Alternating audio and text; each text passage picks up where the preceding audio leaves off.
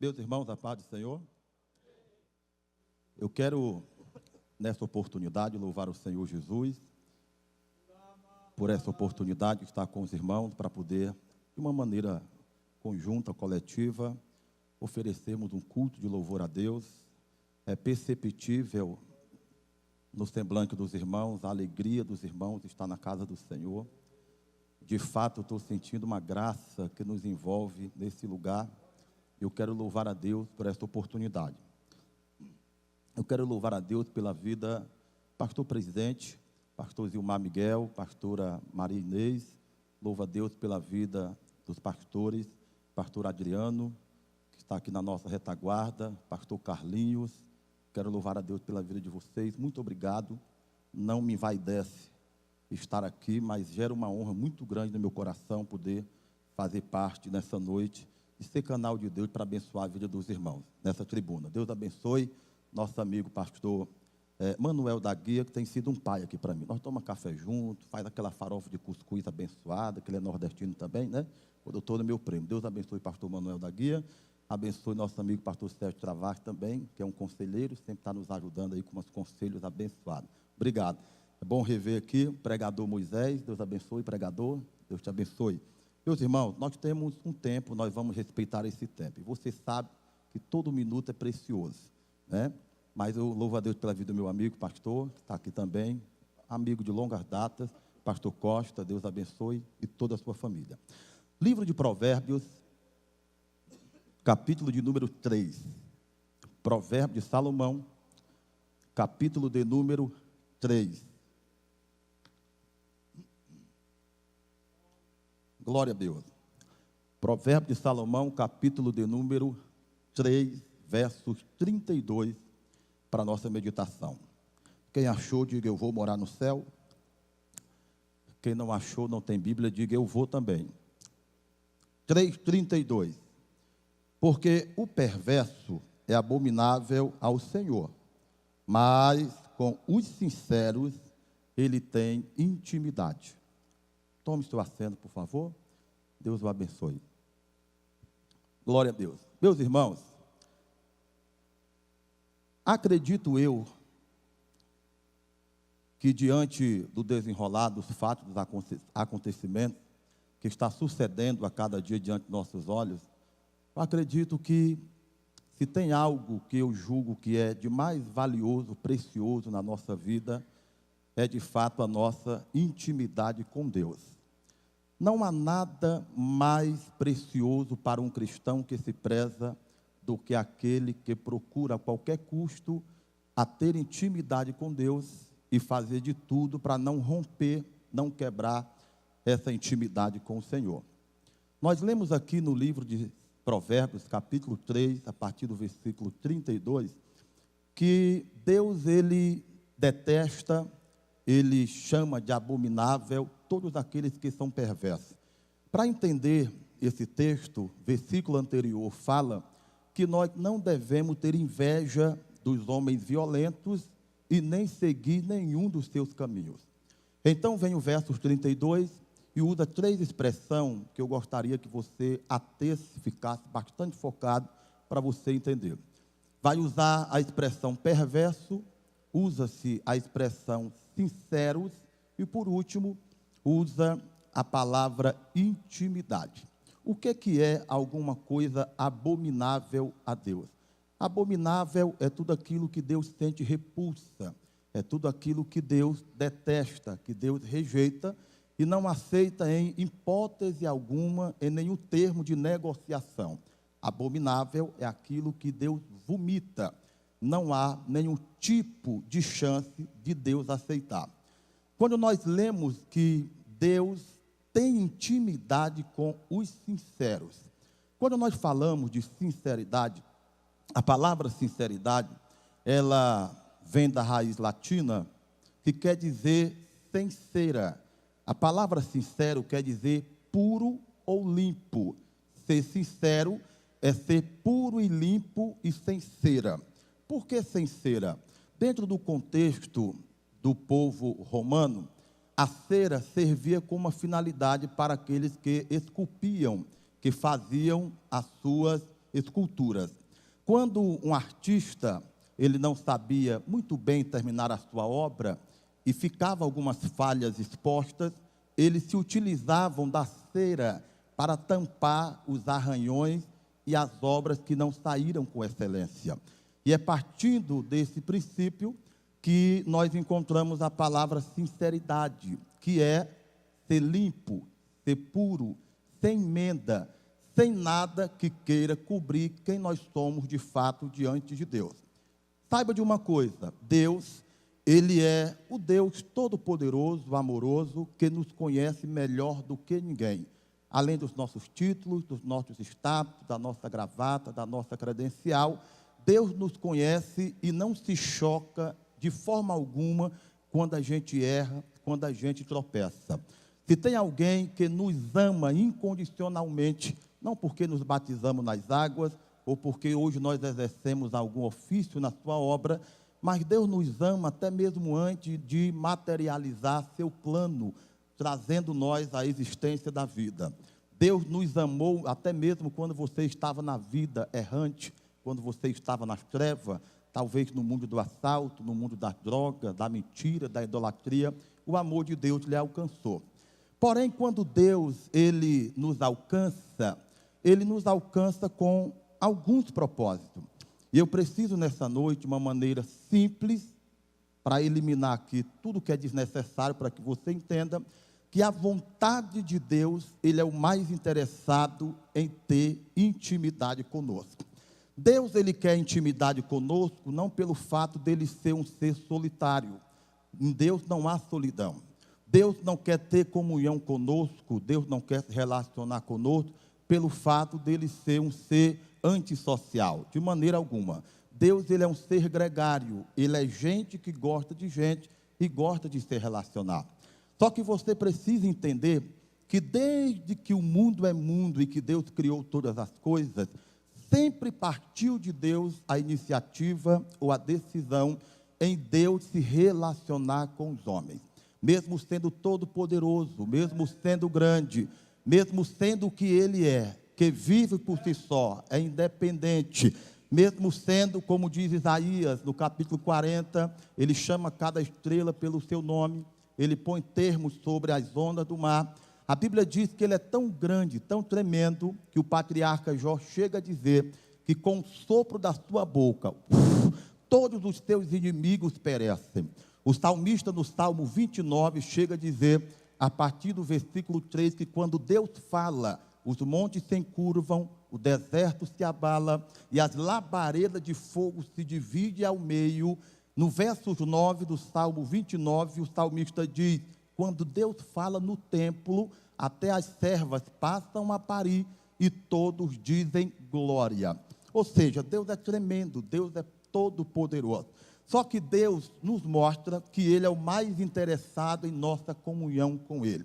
Se não percebamos, o homem que não conhece a Deus, ele não tem essa predisposição, esse conhecimento de querer se relacionar com Deus, se de fato esse homem não for alvo da ação do Espírito de Deus. O homem, na sua condição pecaminosa, natural, descendente de Adão, ele tem prazer por tudo aquilo que Deus detesta. Se não for o Espírito Santo entrando na sua vida, fazendo morada, ele não tem vontade de servir ao Senhor, de adorar o Senhor. Deus, sabendo disso, você encontra no livro do Gênesis, capítulo de número 3, versos 9, o próprio Deus dizendo, Adão, Adão, onde tu estás? Quando Deus fala, Adão, Adão, onde tu estás, obviamente que Deus tinha ciência de onde Adão se encontrava. O fato é que Deus apenas queria gerar no coração de Adão um processo reflexivo. Adão, onde que você está? Eu procurei você no mesmo lugar que sempre nós nos relacionamos. Temos intimidade, nos conhecemos, trocamos uma conversa, mas você não está lá. Adão diz, Senhor, eu pequei, fiz o que não era para fazer, percebi que eu estava sem roupa, tive vergonha e me escondi. Então Deus vem buscando. Se você ler no livro de Jeremias, capítulo de número 5, Deus dá uma ordem ao profeta. Sobe no banco da praça, grita com voz de trombeta: eu quero um homem que pratique a verdade. Jeremias vai, o dia todo clama, à noite volta para Deus dizendo: Senhor, eu clamei e não sequer um homem eu encontrei que queira intimidade contigo. No livro do profeta Ezequiel, capítulo 22, versículo 30, vai dizer que Deus procurou um homem na brecha para que não destruísse a terra, e por incrível que pareça, Deus não o encontrou. No livro de Salmos 101, versículo 6, está escrito: porque os meus olhos procurarão os fiéis da terra, para que me sirvam e ande na minha presença em retidão. Se você ler no livro de Mateus 9:9, Jesus vai em busca de Levi Mateus e se torna seu discípulo. Se você ler no livro de Lucas, capítulo 19, versículo 9, Jesus chama Zaqueu para dentro da sua casa, para ter um relacionamento. Então perceba que na intimidade, na comunhão, nunca é o homem que vai até Deus. É Deus que primeiro vai até o homem. Aí talvez você diz: mas irmão, pregador, pastor, e o filho pródigo, que não foi o pai que foi em busca do filho, mas foi o filho que voltou para o pai? Exatamente, é um caso isolado. Por quê? Porque nesse contexto o pai não vai atrás, porque o filho tem consciência que é filho, e só tem o DNA do pai, só tem os traços do pai, só prova alguma coisa do pai, de fato, quem é gerado pelo pai. E o filho, sabendo que não havia nada melhor do que comunhão, relacionamento, intimidade com o pai, ele cai em si e volta para a presença do pai.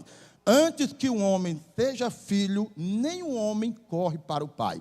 Agora, interessante é esse projeto de intimidade. Intimidade, a palavra intimidade, no seu prefixo in, nos dá a entender que é do lado de dentro. Internalizar é do lado da alma, é dentro do coração. É por isso que intimidade, irmão, intimidade é algo muito íntimo, secreto. Intimidade é o encontro de duas pessoas sem nenhum tipo de segredo. É um relacionamento que se constrói pela vivência. Não tem intimidade em 3 minutos de oração. Não se constrói intimidade em 2 horas de culto. Intimidade é um estilo de vida que se adota. É possível ser íntimo de Deus independentemente do ambiente que eu esteja. Eu posso estar na igreja dando glória, como eu posso estar na faculdade sem perder a conexão na intimidade com Deus. Eu posso viajar com a minha família, de repente ir a um shopping e me deparar com situações que são totalmente desagregadas do que é de Deus, e eu não perder a comunhão. Agora, entenda uma coisa em nome de Jesus. Quanto mais eu me relaciono com Deus, mais intimidade eu tenho. Nessa intimidade, mais eu perco do que eu ganho. Mais eu perco do que eu ganho. Preste atenção. A palavra intimidade ou relacionamento no latim quer dizer relare. Relare é um contato, é um arranhão. O que é intimidade com Deus? É vida, é dedicação, é tempo. Só que quando eu me relaciono com Deus, Deus vem de lá para cá e eu vou daqui para lá. No relacionamento daqui para lá, eu levo o que não presta. De lá para cá, Deus deixa o que presta. Daqui para lá, eu levo o orgulho. De lá para cá, Deus deixa a humildade. Daqui para lá, eu levo a pornografia. De lá para cá, Deus traz a libertação e a santidade. Daqui para lá, eu levo o engano. E de lá para cá, Deus traz a transparência. Então, intimidade é isso. Quanto mais íntimo de Deus eu for, mais Deus arranca de mim o que é sujo, o que é podre, o que não se agrada. Agora, irmão, algo muito sério, irmão. Para ter intimidade com Deus, tem que ser cabra macho. Para ter intimidade com Deus, tem que ter coragem de tomar decisões. Assim como Deus não te negocia, não te compartilha com nada e nem com ninguém, quem quer ter intimidade precisa ter coragem de desfazer de algumas alianças, de desfazer de alguns projetos, de abrir mão daquilo que lhe esfria, lhe compromete, lhe afasta de Deus. Para conquistar a intimidade leva-se uma vida, mas para perdê-la basta um olhar, basta um pensamento que se descer para o coração e concretizar. Para perder é algo terrível. Aí você talvez diz, mas irmão, qual é o benefício de ser íntimo de Deus? Muito, irmão, muito. Quem tem intimidade com Deus, ele é reconhecido no céu, ele é respeitado na terra e é temido no inferno. Parece que não, mas é. Jó, tu conheces Satanás, Jó? Deus está dizendo, aqui no céu ele é conhecido. Eliseu, no capítulo 5 de 2 Reis, passa, Sulamita diz, lá vai um homem de Deus. Atos dos Apóstolos 16, Paulo e Silas entram em Filipe e diabo, usando uma moça escrava, diz, ali vão 2 varões do Altíssimo, homem de Deus. Então preste atenção que isso é muito sério. Pastor, e aí, o que é que eu ganho sendo íntimo de Deus? Quanto mais íntimo de Deus, mais autoridade eu tenho, mais autonomia eu recebo para operar no seu nome. Quem tem intimidade com Deus, muda, anula, declara falência em decretos de morte e destruição. Parece arrogância, parece vaidade, parece alguém petulante, mas não é. Quem tem autoridade de intimidade tem o poder de mudar em Deus decreto de morte. Você quer ver? Rapidamente. Deus olha para Moisés e diz assim, Moisés, não, Moisés, dá um tempo, Moisés, não quero mais ouvir tua voz, tu já falou demais, não pede mais misericórdia, eu vou matar o povo é ruim, o povo é linguarudo, o povo tem uma servidura, o povo tem um coração empedernido. Para, Moisés, vou matar esse povo amanhã. O povo murmura demais, Moisés, o povo estava com sede, mandei água, estava quente, mandei nuvem, estava frio, mandei coluna de fogo. O povo nunca comprou uma sandália. O pé cresce, a sandália cresce. A roupa não apodrece, renova do corpo. O Moisés, o povo é murmurador. Pensa no povo, eu vou matar. Aí Moisés, verdade, pode matar, Senhor. O povo é ruim mesmo. O povo não se satisfaz com nada, não se alegra com nada. É um povo incontente, murmurador, irmão. Só Deus sabia o que o pastor Moisés passava, irmão. Não é fácil liderar ninguém. Porque assim, se o pastor prega 1 hora, tem gente que murmura. Não sei para que pregar 1 hora, meu Deus. Só para mostrar que sabe. Se o pastor prega 10 minutos, meu Deus, como é que tu manda um analfabeto desse ser pastor da gente? Se o pastor, ele anda a pé, tem gente murmurando. Meu Deus, o miserável não tem uma bicicleta para andar. Se o pastor muda de carro, tem gente murmurando, está mexendo no tesouro da igreja. Se o pastor viaja para Foz do Iguaçu com a família para passear um pouco, tem gente dizendo, está gastando dinheiro da igreja. Se o pastor não viaja, cuida de todo mundo, mas é relaxado com a família. Se o pastor se dedica integralmente para cuidar da igreja, tem gente que diz, é preguiçoso, passa o dia comendo na casa dos irmãos e não quer trabalhar. Se o pastor trabalha formalmente, tem gente que diz, não tem coragem de abrir mão de tudo para se dedicar na obra. É só Deus para ter misericórdia de nós, que somos pastores auxiliares, e também do povo. Aí Deus disse assim, Moisés, tá bom, é agora, eu vou matar. Aí Moisés chega diante de Deus e diz assim, tá bom, Senhor, pode matar, o povo é ruim mesmo. Mas é o seguinte, eu tenho um negócio para conversar contigo. O que é que você quer, Moisés? É a última palavra. Senhor, quem foi que te procurou na sarça ardente? Foi eu ou foi tu que apareceu? Fui eu que apareci, tu estava fugido. E tu sabe que mesmo estando errado, eu ia herdar o trono de Faraó. Sim, sei.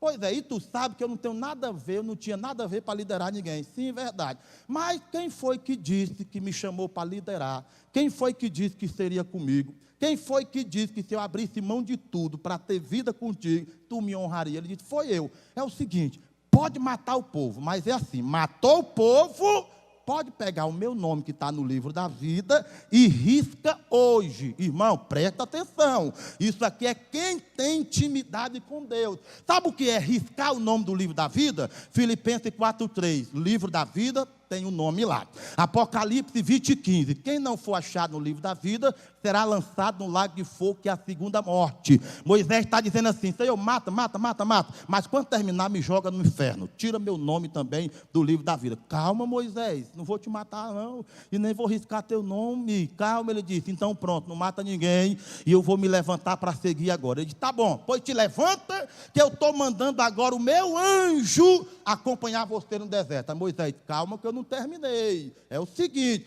quem foi que pediu o anjo aqui hoje? Se o anjo vier, ninguém arreda o pé daqui. Nós só sai daqui hoje se tu sair do trono e caminhar com a gente no deserto. Mas imaginou? Isso é muita ousadia, pastor. Ousadia. Por quê, irmão? Porque quem quer ter intimidade, renuncia tudo que é podre, tudo que é sujo, paga um alto preço, não negocia. E outra coisa, para nós correr, que não dá tempo, irmão. Quem tem intimidade com Deus, tem sensibilidade para ouvir a voz de Deus. Já não temos mais tanta sensibilidade para ouvir a voz de Deus. Você quer ver? A Bíblia vai dizer no livro de Jonas, capítulo de número 3, assim, ó: e falou Deus com Jonas, filho de Amitai, pela segunda vez. 1 Samuel, capítulo 3, versículo 10, está escrito: e falou Deus com Samuel pela terceira vez. No livro de Juízes, capítulo 6, versículo 11 ao 16, falou Deus com Gideão pela quarta vez. Vamos lá. Deus falou 2 vezes com Jonas, Deus falou 3 vezes com Samuel, e Deus falou 4 vezes com Gideão. Tem gente que é tão distante de Deus, que Deus fala 1, Deus fala 2, Deus fala 3, Deus fala 4, Deus fala 5. Esse falar muito não é intimidade, é insistência de Deus por saber que você não está ouvindo, irmão. E quem não ouve Deus, entra em negócio que não é para entrar. Quem não ouve Deus, casa como não é para casar. Quem não ouve Deus, constrói onde não é para construir. Quem não ouve Deus, muda de lugar sem Deus mandar mudar. Quem não ouve Deus, irmão, tem tudo para pagar um alto preço. Agora olha para cá. Assim como tem crente que demora a ouvir a voz de Deus, tem uns que tem tanta intimidade, como Davi, Salmo 62, versículo 11. Davi disse assim, ó: comigo Deus falou só uma vez, eu entendi, foi 2.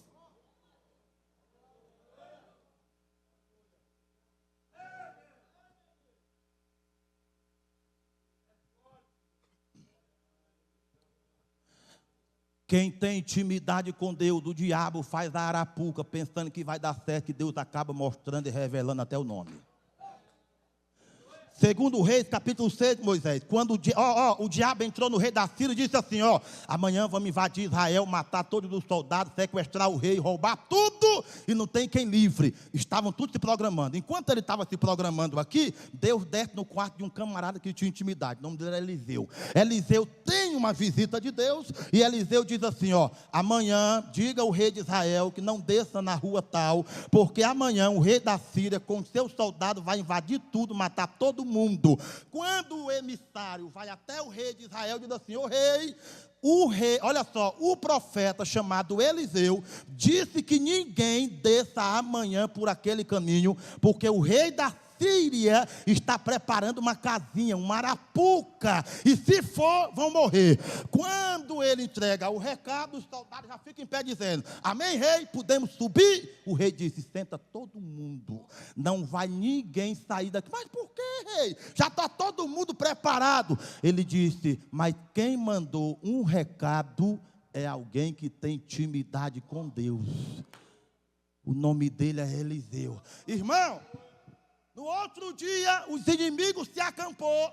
Quando o inimigo pensou que o povo de Israel ia passar, ficaram frustrados, voltaram para casa, e o rei disse assim, ó: tem gente desleal no nosso meio, tem covarde no nosso meio, tem traíra no nosso meio, tem gente que está se vendendo para o nosso meio. Aí teve um que teve coragem, dizendo assim, ó: ô chefe, viva tu, majestade, não tem ninguém te traindo. E o que está acontecendo? O problema, majestade, é que tudo que tu conversa com nós aqui, lá em Israel tem um cabra da cabeça meia calva, que o nome dele é Eliseu. Ele largou tudo para ser profeta, e tudo que tu faz aqui, Deus mostra para ele lá, porque o camarada tem intimidade.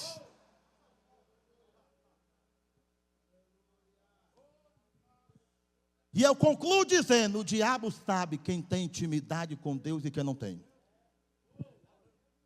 Quem tem intimidade com Deus, irmão, põe as suas preferências abaixo da vontade de Deus. Rapaz, quem é que vai pregar amanhã? Rapaz, é o pastor fulano de tal. Meu Deus, prega demais, eu vou. Quem é que vai pregar amanhã? É a irmã Chiquinha, não tem problema, eu vou do mesmo jeito. Por quê? Porque a minha intimidade não é medida de maneira alguma por quem prega ou por quem canta. A minha intimidade com Deus é diferente. Agora eu concluo algo aqui que eu estou lhe dizendo para você entender que eu estou correndo, que o tempo não espera.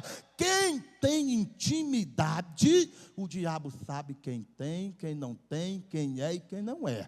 Amém? Livro de Atos dos Apóstolos, capítulo 19. E aqui termino. Atos dos Apóstolos, capítulo 19. A Bíblia vai dizer, versículo 16 ao 18. E os filhos do sacerdote serva principal dos judeus, olha só que lindo, irmão, vai expulsar um demônio de um homem possesso, o filho, e ele diz assim, ó, olha o que é que os filhos, 7 filhos de um sacerdote, disse assim, ó, para o homem demoniado, espírito maligno, saia dele, em nome de Jesus de Paulo. Quando eles calaram a boca, o demônio olhou e disse assim, olha só, irmão, eu sei quem é Jesus e sei quem é o Paulo que serve a Jesus. Aí o diabo disse assim, mas quem são vocês?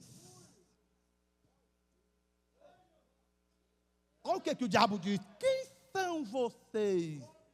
Jesus é ungido que vai pisar na minha cabeça. Paulo era perseguidor, mas hoje é um vaso escolhido. Mas nós somos filhos de um sacerdote. Pode ser filho de quem for, não tem intimidade, aqui não respeita. Pode calçar o sapato que for, o terno que for, falar como for, ter a pós-graduação que tiver, pode falar grego, hebraico, aramaico, pode ter pregado aonde for.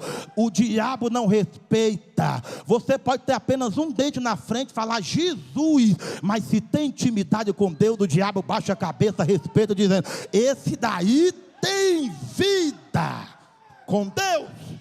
Meu pastor, muito obrigado. Vamos fazer o seguinte, irmão. Rapidamente. Eu não prometo milagre a ninguém. Mas esses 2 olhos que a terra vai comer um dia vai ressuscitar com os olhos de Jesus, já viu de tudo um pouco. E eu quero convidar você só para fazer essa oração. Se você puder, vir à frente. Pastor, eu não consigo levantar o braço. Eu também não consigo levantar o seu braço, mas Jesus consegue. Pastor, não ouço muito bem, mas vem aqui à frente. Pastor, enquanto a gente ora, é só um minuto a oração, irmão. O segredo é a intimidade. Quem tem intimidade não precisa falar muito. Ele tem a senha do céu. Se você ligar para o presidente, para o prefeito dessa cidade, descobrir o número dele, o prefeito desliga. Mas se for alguém íntimo dele, ele diz, amanhã está chegando a bênção na sua mão. Quem tem intimidade não fala muito. Por favor, venha aqui à frente, nós vamos estar fazendo essa oração. Uramaia, seca, mandou uramar. O diabo pensa que estava preparando, mas Deus revelou porque você tem intimidade. O decreto de morte estava estabelecido na tua casa, mas você vai anular o decreto de morte. Quem tem intimidade tem ousadia. Você lembra de Pedro, quando Pedro disse assim, ó, ei, me dá aí esmolinha. Pedro disse, nem tenho ouro, não tenho prata, rapaz, mas o que eu tenho eu te dou. Levanta e anda. Pedro está dizendo, eu tenho intimidade. E te digo, levanta e anda. Por favor, só um minutinho, fecha os seus olhos. Começa a orar o Senhor. Abençoa teu filho, abençoa a tua casa, abençoa a tua empresa. Vai orando para Deus distribuir dons espirituais. Vai orando para Deus levantar a tua filha como cantora, como pregadora. Enquanto você tem intimidade com Deus, Deus está fechando cova. Enquanto você tem intimidade com Deus, Deus está preparando a tua vida. Por favor, Deus, em nome de Jesus, eu quero nessa noite, no poder da tua palavra, declarar toda sorte de bênção no meio dessa igreja. Aquele que veio aqui, Senhor, doente, sofrido, na prova, ó Deus, enfermo, eu quero declarar, esse corpo não é depósito de doença, esse corpo não é container que armazena enfermidade, esse corpo é templo e morada do Espírito Santo. Enquanto você ora, receba agora a visita do Espírito de Deus na sua vida. Deus está desenterrando, glória. Deus está desenterrando dons espirituais aqui, irmão. Deus está desenterrando o ministério. Volta para a intimidade com Deus. Pai, eu oro e me aproprio nessa noite de uma noite de vitória.